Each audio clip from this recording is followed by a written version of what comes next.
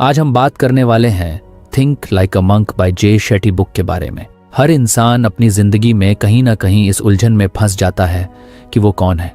हम बचपन से ही दूसरों की एक्सपेक्टेशंस के हिसाब से खुद को ढालते चले जाते हैं। अच्छे नंबर लाने हैं, अच्छी जॉब पानी है, सोसाइटी को प्राउड फील कराना है। लेकिन क्या कभी हमने खुद से पूछा है कि ये सब हम अपने लिए कर रहे हैं या सिर्फ दूसरों को खुश करने के लिए? जे शेट्टी अपनी किताब थिंक लाइक अ मंक में कहते हैं कि जब तक हम अपनी एक्सटर्नल आइडेंटिटीज जैसे career status, material possessions, popularity से खुद को डिफाइन करते रहेंगे, तब तक हम अपनी असली पहचान से दूर रहेंगे। मतलब ये कि अगर कोई खुद को सिर्फ इस वजह से सक्सेसफुल मानता है क्योंकि उसकी अच्छी सैलरी है या वो सोशल मीडिया पर पॉपुलर है, तो वो एक टेम्पररी इल्यूजन में जी रहा है। क्योंकि जैसे ही वो जॉब छूटेगी या पॉपुलैरिटी कम होगी, उसकी आइडेंटिटी भी हिल जाएगी। इसलिए सबसे पहले ज़रूरी है कि हम इन एक्सटर्नल लेबल्स को कॉन्शियसली लेट गो करें। ये कोई एक दिन का काम नहीं है, ये एक इनर जर्नी है। जे शेट्टी बताते हैं कि जब उन्होंने मंक बनने का डिसीजन लिया तो लोगों ने उन्हें पागल कहा। उनके पास एक प्रॉमिसिंग करियर था, अच्छे कपड़े थे, पार्टीज थीं, लेकिन उन्होंने वो सब छोड़ दिया ताकि वो खुद को भीतर से जान सकें। उन्होंने खुद से पूछा, अगर इन सारी चीज़ों को हटा दूं तो मैं कौन हूं? ये सवाल सिंपल लग सकता है, लेकिन इसका जवाब ढूंढना बहुत डीप है। हम में से कई लोग खुद को अपने प्रोफेशन से जोड़ लेते हैं, जैसे मैं इंजीनियर हूं, मैं टीचर हूं, मैं बिजनेसमैन हूं। लेकिन अगर कल ये सब हट जाए तो क्या हम जानते हैं कि हम कौन हैं? यही वो सवाल है जो हमें अपनी असली पहचान की ओर ले जाता है। जे शेट्टी इसी बात को एम्फसाइज करते हैं कि जब तक हम खुद को अपने रोल्स, अचीवमेंट्स और पोजेशन से डिटैच नहीं करेंगे, तब तक हम अपने धर्मा यानी लाइफ पर्पस को नहीं समझ पाएंगे। धर्मा एक ऐसा कॉन्सेप्ट है जो इंडियन फिलॉसफी में बहुत गहराई से जुड़ा है। ये सिर्फ जॉब या करियर नहीं होता, ये हमारे अंदर की वो आवाज़ है जो बताती है कि हम इस दुनिया में क्यों आए हैं। लेकिन इसे बाहर से ढूंढना नामुमकिन है।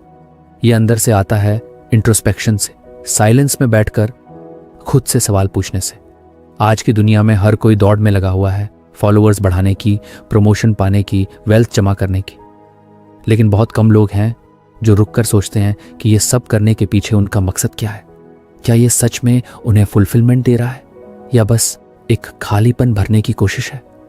जे बताते हैं कि मंक बनने के बाद उन्होंने अपने आप को उन सारी चीज़ों से अलग करना सीखा जो बस बाहर से दिखाई देती थी लेकिन अंदर से कुछ नहीं देती थी, जैसे ब्रांडेड कपड़े, एक्सपेंसिव वॉचेस या सोशल वैलिडेशन। शुरुआत में उन्हें भी डर लगा कि अगर ये सब नहीं रहा तो लोग क्या सोचेंगे। लेकिन जब वो इस डर से बाहर निकले तब असली फ्रीडम मिली। और यही हम सबको समझने की ज़रूरत है। हर कोई मंक नहीं बन सकता, लेकिन हर कोई मंक की तरह सोच तो सकता है।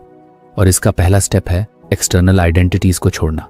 इसका मतलब ये नहीं है कि आप अपनी जॉब छोड़ दो या सोशल मीडिया डिलीट कर दो। इसका मतलब है कि आप इन चीज़ों से खुद को आइडेंटिफाई करना बंद कर दो। यूज़ करो, एंजॉय करो, लेकिन इनसे अपनी वैल्यू मत जोड़ो। कई बार हम दूसरों की नज़रों में अच्छे बनने की कोशिश में अपने रियल सेल्फ को खो देते हैं। सोसाइटी कहती है कि सक्सेस का मतलब है बड़ी कार, बड़ा घर और फैंसी लाइफस्टाइल। लेकिन क्या ये सब होने के बावजूद आप भीतर से खुश हो? ये सवाल बहुत ज़रूरी है। जे शेट्टी कहते हैं कि जब हम खुद को मटेरियल अचीवमेंट्स से डिटैच करते हैं तभी हम अपने अंदर की क्लैरिटी से जुड़ पाते हैं, और क्लैरिटी ब्रिंग्स पीस। एक बार जब आप जान जाते हो कि आप कौन हो और क्या आपका पर्पस है, तब एक्सटर्नल चीज़ें डिस्ट्रैक्ट नहीं करती। फिर आप हर सिचुएशन में ग्राउंडेड रहते हो, चाहे प्रमोशन मिले या ना मिले, लोग तारीफ करें या क्रिटिसिज्म दें। हम अक्सर दूसरों से वैलिडेशन लेने की कोशिश करते हैं। अगर लोगों ने तारीफ की तो मैं अच्छा हूँ, अगर मुझे लाइक मिले तो मैं वैल्यूएबल हूँ। लेकिन ये वैलिडेशन हमेशा टेम्परेरी होती है। जैसे ही फीडबैक बदलता है, हमारी सेल्फ वर्थ भी हिलने लगती है। इसलिए जे कहते हैं, डोंट आउटसोर्स योर आइडेंटिटी।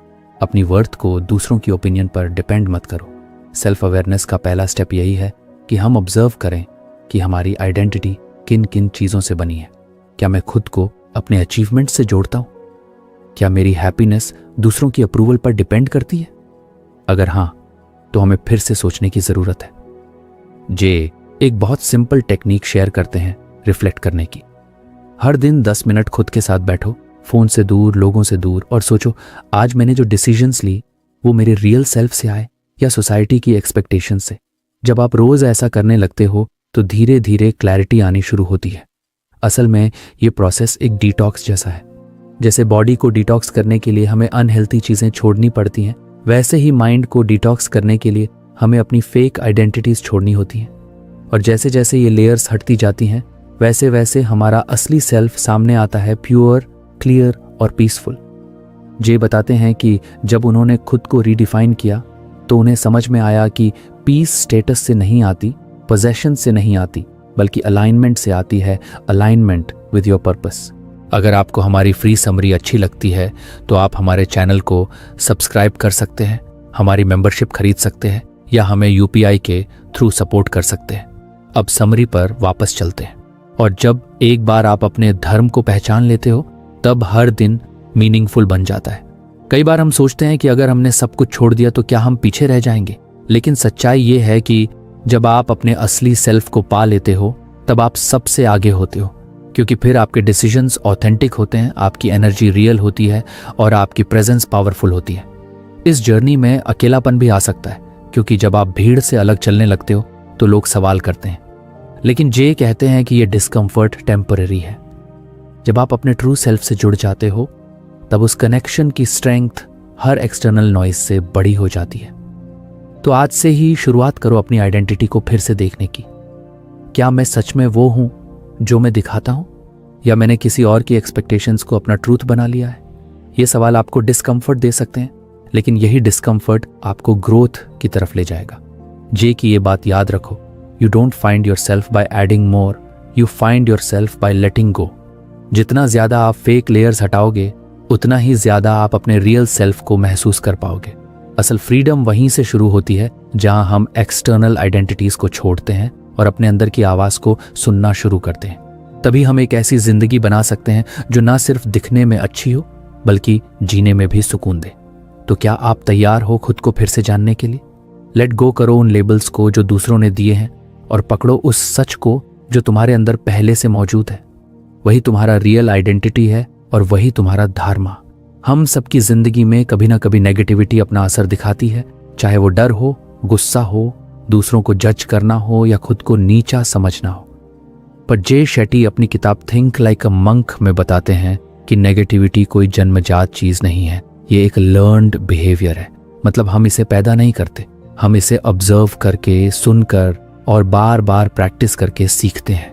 जैसे बच्चा अगर बार बार घर में लड़ाई देखे तो वो भी चिड़चिड़ा और अग्रेसिव बनने लगता है, वैसे ही हम भी अपने एनवायरनमेंट, लोगों और मीडिया से नेगेटिविटी अब्जॉर्ब कर लेते हैं धीरे धीरे और बिना जाने।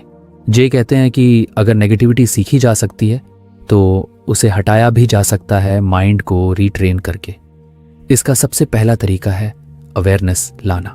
जब तक हम ये नहीं जानेंगे कि हमारे माइंड में नेगेटिविटी कहाँ से आ रही है, तब तक हम उससे बाहर नहीं निकल सकते। अवेयरनेस मतलब ये जानना कि कौन सी बातें या लोग या सिचुएशंस हमें मेंटली ड्रेन कर रहे हैं, कौन सी चीज़ें हमें इनसिक्योर फील करवा रही हैं। कई बार ये मीडिया होता है, negative news, toxic social media posts या मीनिंगलेस गॉसिप जो हमारी एनर्जी खींच लेता है। मंक्स अपने माइंड को नेगेटिविटी से दूर रखने के लिए माइंडफुलनेस का यूज़ करते हैं। माइंडफुलनेस का मतलब है प्रेजेंट मोमेंट में पूरी तरह से जागरूक रहना। जब आप कॉन्शियसली अपने थॉट्स और फीलिंग्स को ऑब्जर्व करते हो तो आप जान पाते हो कि कौन सा थॉट आपको हार्म कर रहा है और कौन सा अपलिफ्ट कर रहा है।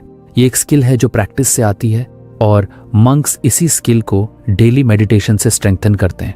जे कहते हैं कि हम चाहे मंक ना हो, लेकिन हम भी छोटे छोटे स्टेप्स लेकर अपने माइंड को ट्रेन कर सकते हैं। सबसे पहले है जर्नलिंग, यानी हर दिन थोड़ा सा टाइम निकालकर अपने थॉट्स को पेपर पर लिखना। जब हम अपने इमोशंस को लिखते हैं तो हम उन्हें बेटर समझते हैं। नेगेटिव थॉट्स को पेपर पर उतारना एक तरह से माइंड का डिटॉक्स होता है। इससे हम ऑब्जर्व कर पाते हैं कि हमारी फ्रस्ट्रेशन, जेलसी या डर की असली वजह क्या है। दूसरा स्टेप है मीडिया डिटॉक्सिंग। आजकल हम इतने ज़्यादा कंटेंट कंज्यूम कर रहे हैं कि हमें पता भी नहीं चलता कि हमारे थॉट्स किस किस चीज़ से इन्फ्लुएंस हो रहे हैं। एक बार खुद से सवाल करो, क्या मैं जिस चीज़ को रोज़ देखता हूँ, सुनता हूँ, पढ़ता हूँ, वो मुझे पॉजिटिविटी दे रहा है या स्ट्रेस? जे सजेस्ट करते हैं कि हफ्ते में कम से कम एक दिन ऐसा रखो जब आप सोशल मीडिया से दूर रहो, या अपने फीड को क्लीन करो, ऐसे अकाउंट्स को अनफॉलो करो जो आपको एंग्शियस या जेलस फील कराते हैं, और ऐसे कंटेंट को फॉलो करो जो आपको इंस्पायर करे, पीसफुल बनाए। नेगेटिविटी को एलिमिनेट करने के लिए एनवायरनमेंट का बहुत बड़ा रोल होता है। मंक्स अपने आसपास ऐसे लोग रखते हैं जो अपलिफ्टिंग हो और ऐसा माहौल क्रिएट करते हैं जिसमें काल्मनेस और क्लैरिटी हो। ये बताते हैं कि हमारा माइंड बहुत अब्जॉर्बेंट होता है। जो कुछ भी हम देख रहे हैं, सुन रहे हैं और जिन लोगों के साथ समय बिता रहे हैं, वो सब हमारे थॉट्स को शेप करता है। इसलिए अगर आप पॉजिटिव बनना चाहते हो तो आपको कॉन्शियसली अपनी कंपनी, सराउंडिंग्स और डेली हैबिट्स को क्यूरेट करना होगा। एक और तरीका जो मंक्स यूज करते हैं वो है पॉजिटिव एसोसिएशन। इसका मतलब है कि माइंड को बार बार पॉजिटिविटी से एसोसिएट कराना। अच्छे थॉट्स, प्रेरणादायक लोग, अपलिफ्टिंग स्टोरीज और ग्रैटिट्यूड। जब हम रोज ग्रैटिट्यूड प्रैक्टिस करते हैं, जैसे कि दिन में 3 ऐसी चीजें लिखना जिनके लिए हम थैंकफुल हैं, तो हमारा फोकस नेगेटिविटी से हटकर अप्रिशिएशन पर शिफ्ट हो जाता है। जे कहते हैं कि ग्रैटिट्यूड एक ऐसा टूल है जो माइंड को इंस्टेंटली एलिवेट कर सकता है। यह हमारे अंदर कंपैशन, पेशेंस और हैप्पीनेस को बढ़ाता है। नेगेटिविटी कई बार कंपैरिजन से भी आती है। हम दूसरों की अचीवमेंट्स देखकर खुद को कम आंकने लगते हैं। सोशल मीडिया इस कंपैरिजन ट्रैप को और गहरा कर देता है। लेकिन जे रिमाइंड करते हैं कि हर किसी की जर्नी अलग है। कंपैरिजन तब तक होता है जब तक हम खुद को पूरी तरह समझते नहीं। जब हम अपने गोल्स और वैल्यूज से कनेक्टेड होते हैं, तब हमें दूसरों को देखकर बेचैनी नहीं होती। इसलिए हमें अपने माइंड को यह सिखाना होगा कि दूसरों की लाइफ को ऑब्जर्व करो, कंपेयर नहीं। फियर भी नेगेटिविटी का एक बड़ा सोर्स है। डर हमें पीछे खींचता है, हमारे कॉन्फिडेंस को तोड़ता है। लेकिन डर भी माइंड का ही क्रिएशन है, वो चीजें जो एक्चुअल में हुई नहीं पर हम सोचते हैं कि होंगी। जे कहते हैं कि जब हम फियर को फेस करते हैं, उस पर बात करते हैं और उसे ब्रेक डाउन करते हैं, तब उसका पावर कम होने लगता है। माइंड को ट्रेन करना मतलब ये नहीं कि डर कभी आएगा ही नहीं, बल्कि ये कि जब डर आए तो हम उसे आइडेंटिफाई करें, उसे कंट्रोल न लेने दें। जे ने एक और पावरफुल कॉन्सेप्ट इंट्रोड्यूस किया है, थॉट ऑडिटिंग। इसका मतलब है कि दिन में कुछ समय निकालकर कॉन्शियसली सोचना कि मेरे माइंड में चल रहे थॉट्स में से कितने एम्पावरिंग हैं और कितने ड्रेनिंग। जब हम एक थॉट पकड़ते हैं, जैसे मैं ये काम नहीं कर सकता, तो हमें उसे चैलेंज करना होता है, क्यों नहीं कर सकता? क्या पहले कभी ऐसा किया है? क्या किसी और ने किया है? इस तरह से नेगेटिव थॉट्स का लॉजिक कमजोर करने से माइंड नेचुरली पॉजिटिव डायरेक्शन में मूव करता है। जे बार बार ये पॉइंट उठाते हैं कि माइंड को ट्रेन करना एक वन टाइम इवेंट नहीं है, ये एक लाइफ लॉन्ग प्रैक्टिस है। जैसे जिम में मसल्स बिल्ड करने के लिए रेगुलर वर्कआउट करना पड़ता है, वैसे ही पॉजिटिविटी के लिए डेली मेंटल वर्कआउट जरूरी है। Journaling, meditation, gratitude, reflection and mindful media consumption. धीरे धीरे माइंड कंडीशनड हो जाता है कि वो नेगेटिविटी को रिजेक्ट करे और पॉजिटिविटी को एक्सेप्ट करे। हमें यह भी समझना होगा कि नेगेटिविटी को सप्रेस नहीं करना है, बल्कि उसे अंडरस्टैंड करना है। जब हम अपने इमोशंस को दबाते हैं तो वो अंदर ही अंदर और ज्यादा गहरा जाते हैं, लेकिन जब हम उन्हें एक्सेप्ट करते हैं और खुद से ऑनेस्टली डील करते हैं, तब वो डिसॉल्व होने लगते हैं। जे कहते हैं कि एक मंक की तरह सोचने का मतलब है खुद के साथ इतनी ऑनेस्टी डेवलप करना कि आप अपनी फीलिंग्स को छुपाने की बजाय फेस कर सको। अगर हम इस दुनिया में पीस चाहते हैं तो हमें पहले अपने माइंड में पीस लानी होगी, और ये तभी पॉसिबल है जब हम नेगेटिविटी को एक्टिवली एलिमिनेट करें और पॉजिटिविटी को इंटेंशनली इनवाइट करें। हमें अपने अंदर एक ऐसा एनवायरनमेंट तैयार करना है जहां कंपैशन, काइंडनेस और क्लैरिटी को जगह मिले। और ये सब स्टार्ट होता है छोटे छोटे डेली एक्शन से। जे की ये बात बहुत ही पावरफुल है। You can't control the world outside, but you can control the world inside. मतलब अगर बाहर का माहौल टॉक्सिक है तो आप अपने अंदर का एनवायरनमेंट पीसफुल बनाओ। अगर बाहर लोग जज कर रहे हैं तो खुद को एक्सेप्ट करना सीखो। जब आप अपने माइंड को स्ट्रांग और पॉजिटिव बना लेते हो, तब कोई भी एक्सटर्नल नेगेटिविटी आपको ईजिली डिस्टर्ब नहीं कर सकती। इस जर्नी में पेशेंस बहुत जरूरी है। माइंड को ट्रेन करने में टाइम लगता है और कई बार रिलैप्स भी होते हैं, मतलब फिर से पुराने थॉट पैटर्न्स आ जाते हैं। लेकिन इसका मतलब ये नहीं कि आप फेल हो गए, इसका मतलब है कि आपको प्रैक्टिस कंटिन्यू रखनी है। जैसे हम बाइक चलाना सीखते हैं, गिरते हैं, फिर उठते हैं, फिर बैलेंस बनाना सीखते हैं, वैसे ही माइंड भी सीखता है बैलेंस और पॉजिटिविटी को।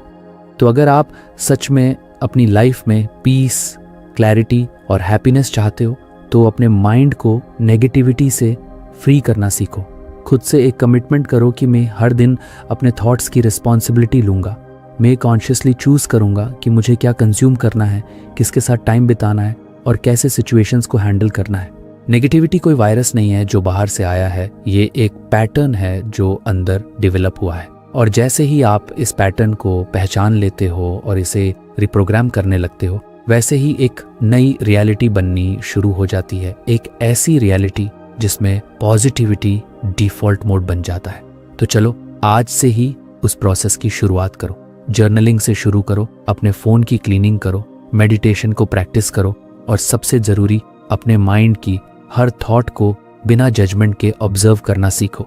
धीरे धीरे तुम खुद नोटिस करोगे कि नेगेटिविटी अब तुम्हारा डिफ़ॉल्ट रिएक्शन नहीं रही, बल्कि पॉजिटिविटी तुम्हारी न्यू आइडेंटिटी बन चुकी है। यही है मंक माइंडसेट का मैजिक। ईगो एक ऐसा इनविजिबल एनिमी है जो दिखता नहीं, लेकिन हमारी ग्रोथ को अंदर ही अंदर रोकता चला जाता है। हम में से बहुत लोग ये मानते हैं कि हम ईगोइस्टिक नहीं हैं, लेकिन अगर हम ध्यान से ऑब्जर्व करें तो रोज़ की छोटी छोटी बातों में भी हमारा ईगो एक्टिव होता है। किसी का सक्सेस देखकर जलन होना, किसी की तारीफ सहन न कर पाना या अपनी गलती मानने से डरना, ये सब ईगो के सटल रूप हैं।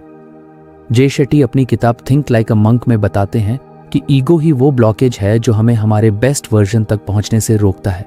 ईगो हमेशा कंपैरिजन में जीता है। जब आप सोचते हो कि मैं उससे बेहतर हूं या मुझे उससे ज़्यादा मिलना चाहिए था, तो आप ईगो से ड्रिवन हो।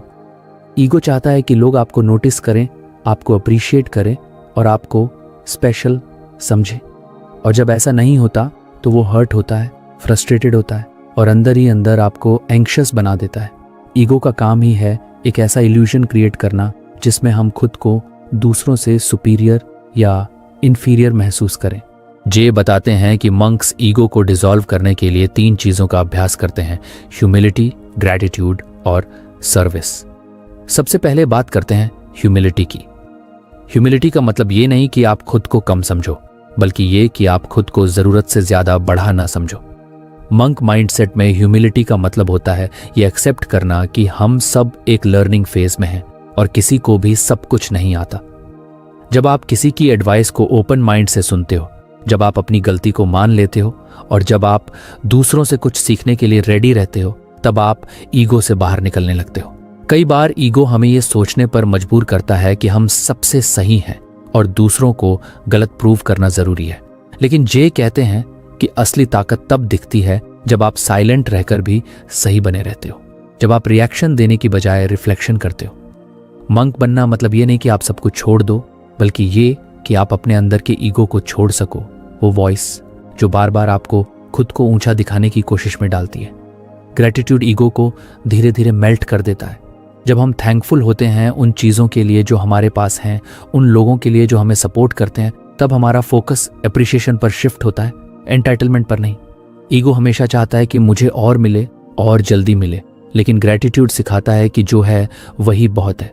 जे बताते हैं कि मंक्स हर दिन ग्रेटिट्यूड प्रैक्टिस करते हैं, चाहे वो सिंपल चीज़ों के लिए हो जैसे खाना, शेल्टर या पीस। जब आप रोज ग्रेटिट्यूड लिखते हो तो आपका ईगो धीरे धीरे कमज़ोर होने लगता है और एक नया सेंस ऑफ कंटेंटमेंट डेवलप होता है। सर्विस भी ईगो को डिसॉल्व करने का एक बहुत पावरफुल तरीका है। जब आप दूसरों के लिए कुछ करते हो बिना किसी रिटर्न की उम्मीद के, तो ईगो पीछे हट जाता है और आपका दिल खुलता है। जे कहते हैं कि जब आप किसी की मदद करते हो तो आप टेम्पररी अपनी इंपॉर्टेंस भूल जाते हो और सामने वाले की ज़रूरत को पहले रखते हो।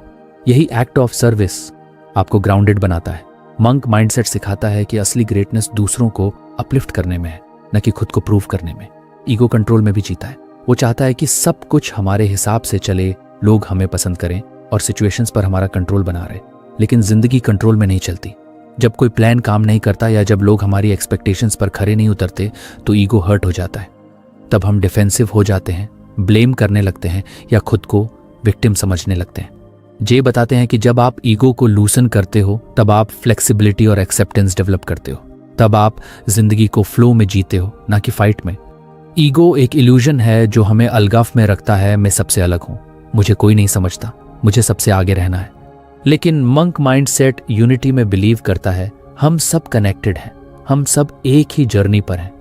जब आप दूसरों को खुद से अलग नहीं बल्कि खुद का ही एक हिस्सा समझने लगते हो, तब ईगो की दीवारें टूटने लगती हैं। तब कंपैशन बढ़ता है, जजमेंट कम होता है। जे कहते हैं कि हमें अपनी सक्सेस को बाहर की वैलिडेशन से नहीं बल्कि अंदर की ग्रोथ से मेजर करना चाहिए। ईगो चाहता है कि आप दूसरों के अपलॉज से मोटिवेटेड रहो, लेकिन सोल चाहता है कि आप इनर पीस और पर्पस से ड्रिवन रहो।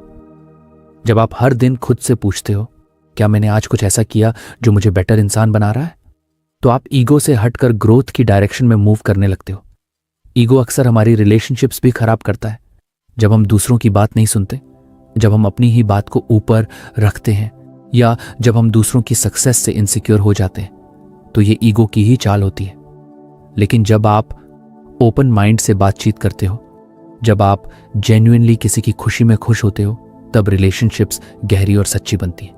ईगो वॉल्स खड़ी करता है, लेकिन लव, ह्यूमिलिटी और एम्पैथी उन वॉल्स को तोड़ देती है। जे एक बहुत पावरफुल प्रैक्टिस सजेस्ट करते हैं, सेल्फ रिफ्लेक्शन। हर दिन थोड़ा टाइम निकालो और खुद से पूछो, आज मेरे कौन से एक्शंस ईगो ड्रिवन थे?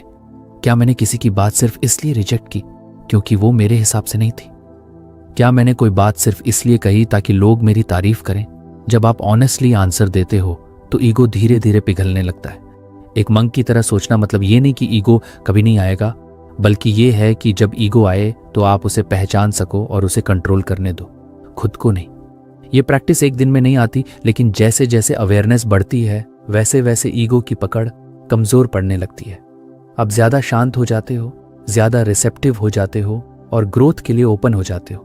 जे बताते हैं कि असली फ्रीडम तब मिलती है जब आप ईगो के चश्मे को उतार कर चीजों को वैसे ही देख पाते हो जैसे वो है, बिना जजमेंट के, बिना फिल्टर के। तब आप हर अनुभव से कुछ सीख पाते हो, हर इंसान से कुछ अब्जॉर्ब कर पाते हो। तब आप कॉम्पिटिटिव नहीं, कोलैबोरेटिव बनते हो। और यही माइंडसेट आपको लॉन्ग टर्म सक्सेस देता है, not just outside but inside to.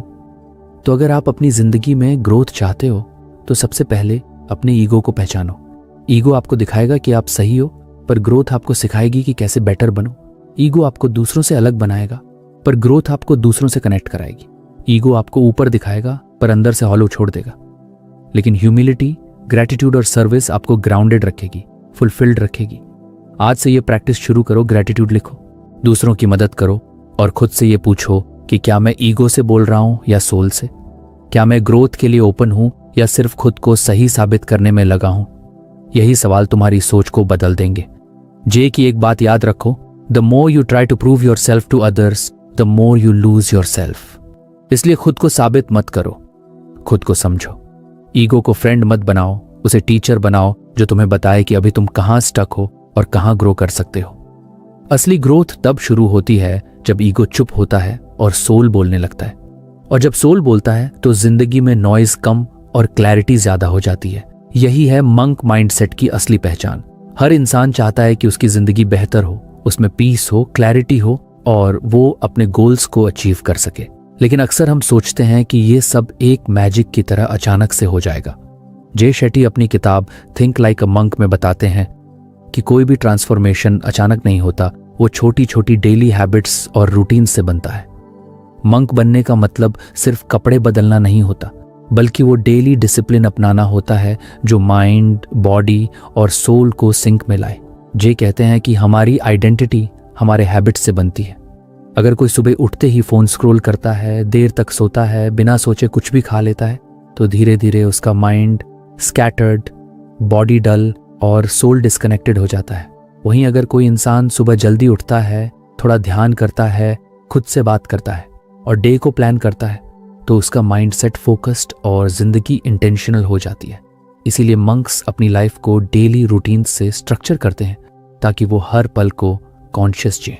जे ने इस बात पर बहुत जोर दिया है कि एक सक्सेसफुल और पीसफुल लाइफ तब पॉसिबल है जब आप डेली हैबिट्स को ऐसा बना लो जो आपकी वैल्यूज और गोल्स के साथ अलाइंड हो।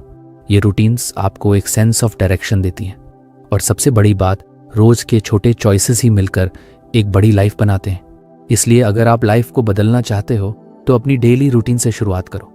मंक्स के दिन की शुरुआत अर्ली मॉर्निंग से होती है। जे बताते हैं कि सुबह का समय सबसे ज्यादा प्योर और डिस्ट्रैक्शन फ्री होता है। इस समय पर माइंड शांत होता है और सोल रिसेप्टिव होती है। इसलिए चाहे आप मंक हो या नॉर्मल इंसान, अगर आप सुबह का 1 घंटा अपने लिए निकाल सको तो आपकी पूरी लाइफ ट्रांसफॉर्म हो सकती है।